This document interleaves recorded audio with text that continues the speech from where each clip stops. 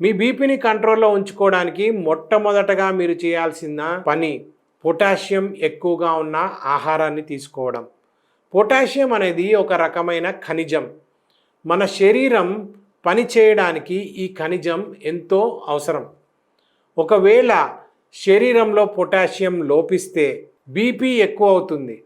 అరటిపళ్ళు, బంగాళాదుంపలు, బీన్స్ మరియు పెరుగు వంటి ఆహార పదార్థాలలో పొటాషియం పుష్కలంగా ఉంటుంది. అందువల్ల మీ బీపీ కంట్రోల్లో ఉండాలంటే ఈ పదార్థాలను తప్పకుండా మీ డైట్లో భాగం చేసుకోండి. మీ బీపీని కంట్రోల్లో ఉంచుకోవడానికి మీరు చేయాల్సిన రెండవ పని ఉప్పును తక్కువగా తీసుకోండి. మనం తీసుకునే ఆహారంలో ఉప్పు యొక్క చిన్న తగ్గింపు కూడా గుండె ఆరోగ్యాన్ని ఎంతగానో మెరుగుపరుస్తుంది.